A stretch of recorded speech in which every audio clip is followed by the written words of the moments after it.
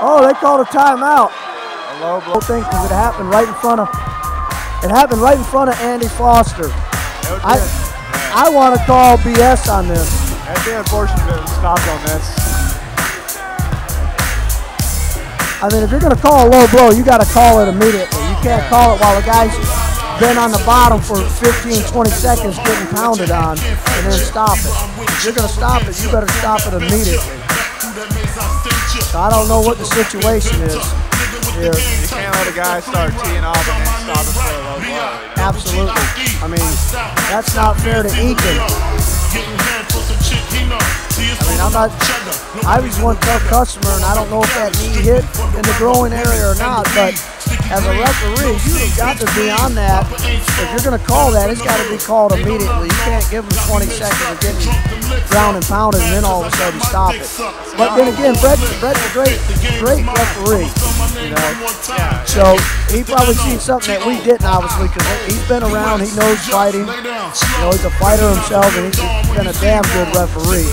So he probably seen something that we didn't, so I'm probably talking prematurely. You know, I'm just going off of what I've seen. I didn't see it. But he's in there, and he's got the front row seat, so I definitely agree with whatever he's doing. I always saw Ivey complaining as he was getting taken to the fence, and 20 seconds later, Denham was broken up. But we interested to see what the call was. Yeah, exactly. He's over there meeting with the corner now of Eakin, so that's going to be interesting on what he says.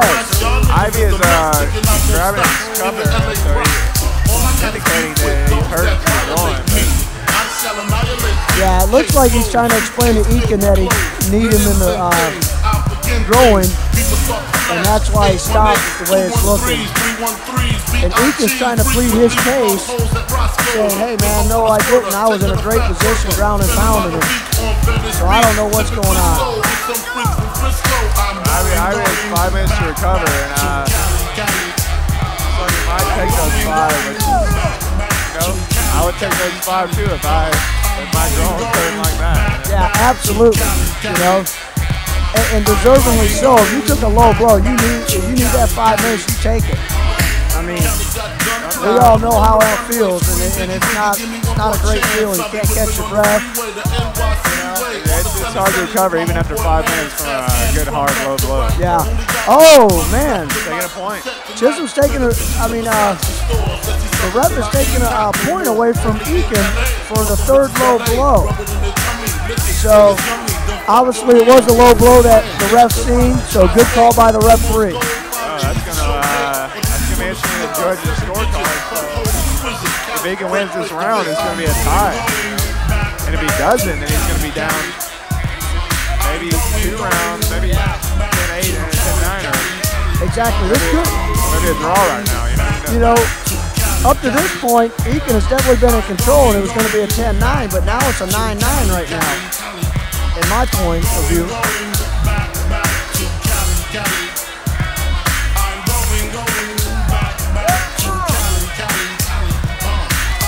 This is going to be interesting.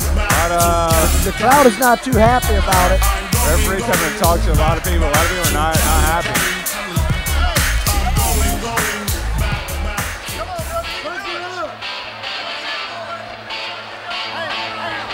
You know, when you got 2 big heavyweights like this, these guys are so damn big nowadays, you know, and it's a lot of power. You catch a knee to the groin like that, you're definitely going to feel it. There's no doubt about it. Even that cup on it. Yeah, I've heard of where guys have caught knees or kicks and actually broke the cup. Oh, yeah, that's power to the yeah. Right to the jewels there. That's not fun. No. Then the family jewels are up in your throat. You can't breathe. Your stomach's aching. It's not a good feeling in your stomach there. Yeah, exactly. You feel like you got to throw up. It's not a good feeling. All right, they're back at it now. Ivey and Eakin. Eakin's throwing some jabs. Nice low leg kick. You know, inside leg kick again. Nice. I'm impressed with his leg kicks tonight, Jared. Yeah, Eakin's throwing some hard leg kicks inside. He's working both sides, inside and out. Yeah, and he's mixing it up really well, and he's always putting something in front of it like you should off your kicks. He's throwing that jab in there nicely. Yeah. So Ivey's got an interesting defense. He has one hand low and one hand to catch the punch. Yeah. You would think an overhand right. You know, I'd throw a left hook to keep that right hand up by Ivey's head and then follow it up with a straight right. And I think it would land with that left hand being so low. Yeah, that was a snappy kick by him. We can hear it over here. But, you know, you don't hear the thud. Maybe it's a slap, but more kicks, man. Yeah. Man, he's eating that lead leg up. He's going inside and outside. Ivey might have to use a cane or a crutch tomorrow if it continues like this. Yeah, he's definitely going to feel it on the way home. There's no doubt about it. Oh, nice look. Did you see that standing hammer fist by Eakin? That was an interesting technique. Yeah. Oh, Ivey's bullying or throwing. Oh! No way, no way.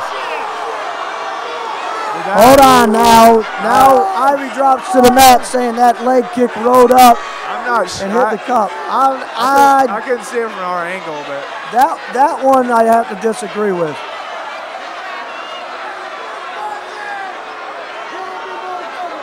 The crowd is. It happened right in front of Andy Foster, and Andy Foster's over there telling the referee, Andy Foster is actually the MMA commissioner for the state of Georgia. And he's even saying, hey, I didn't see it.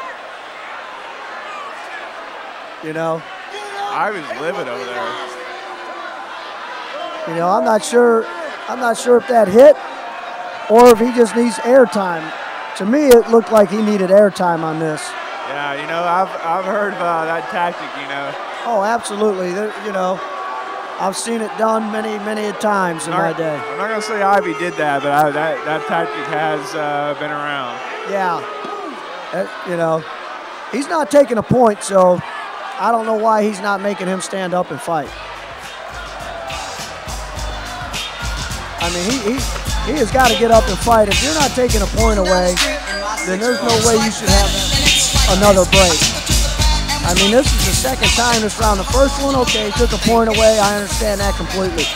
But if you're not taking a point away on this one, they need to be up and competing. Certainly didn't see it, but like I said, I couldn't see from this angle, but it looked like it was a punch combination, and I didn't even see a kick even come. But yeah, no, he did throw the inside leg kick, but I don't think it hit the cup. You didn't see it right up? No, I didn't see it right up.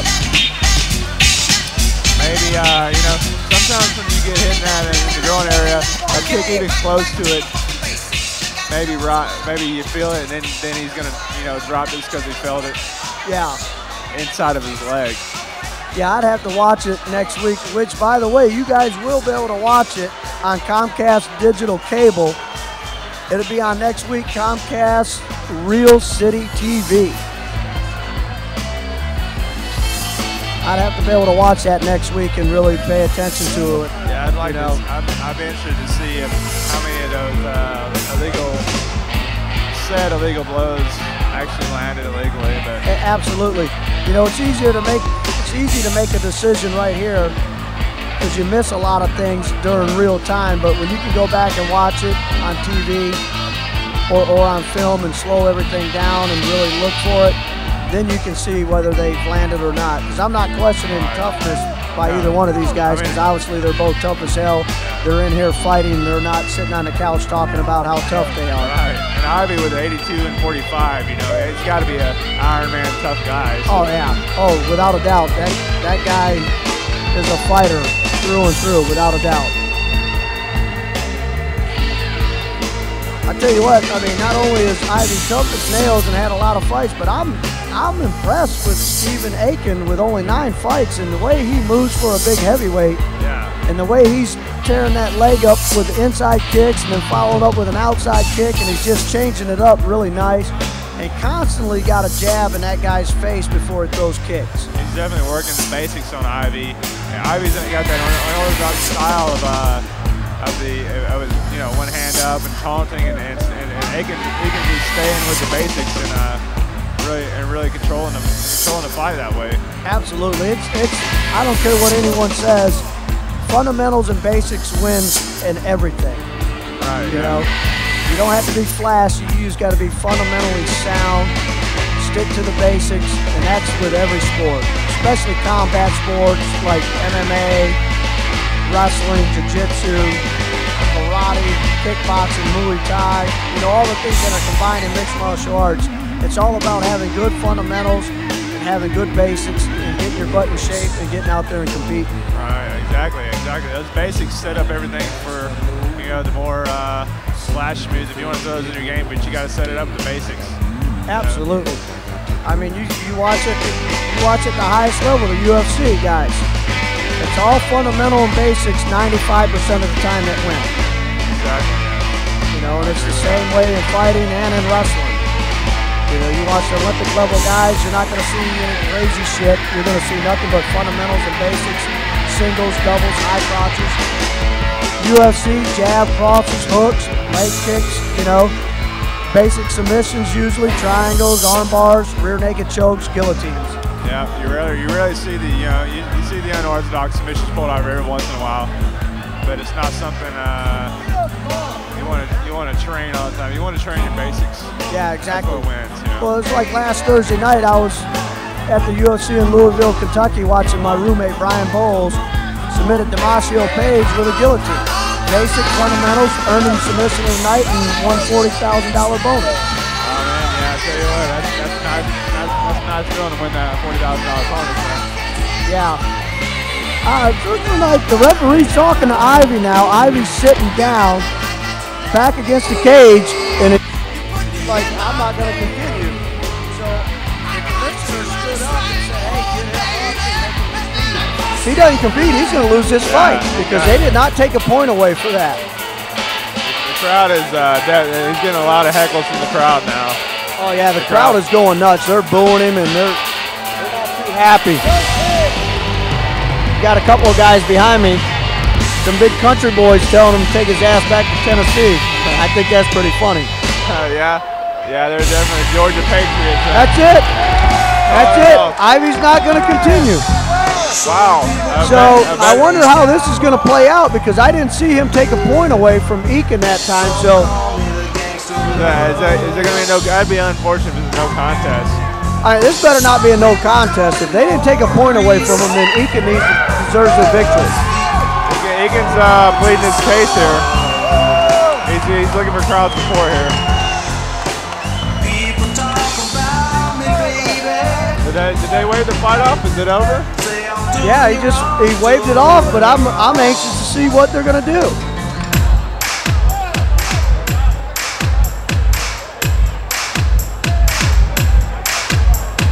Dr. Jeff Traub is in the house. He's checking out Eakin's right eye. He's got a laceration underneath the right eye. He's definitely gonna need some stitches.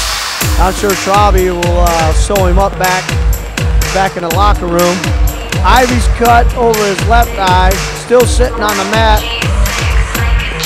So I'm anxious to see how they're going to call this, you know, because I didn't see the ref take a point away. So if he didn't take a point away, then Ivey not continuing loses, and Eakin will be the winner.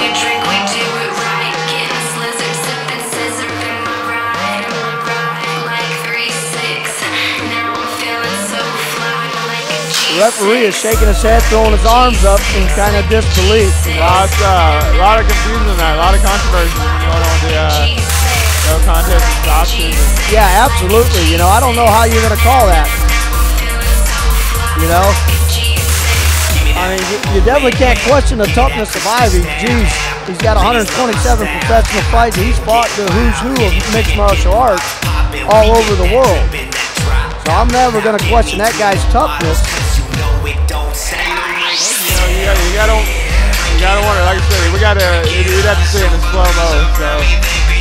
Yeah, exactly. You're gonna have to go back and look at it on the tape, slow it down, and really see what transpired during the action. Because we're sitting here live, cage side, and I seen one or two land. Well, hang with us, Wild Bills. We're trying to work this one out. The other two more fights to come, but I'd have to watch on tape as well as the main event to come. And I'm sure Friday night fights at Wild Bills and the after party as we try to figure this one out.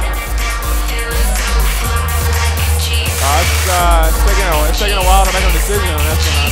Yeah, the referee's over there talking to Andy Foster, the commissioner, so I'm not, and the promoter Dave Oblas. So it's gonna be interesting to see what's gonna happen with this. You know, are they gonna call it a no contest, or are they gonna say Ivey couldn't continue and give the win to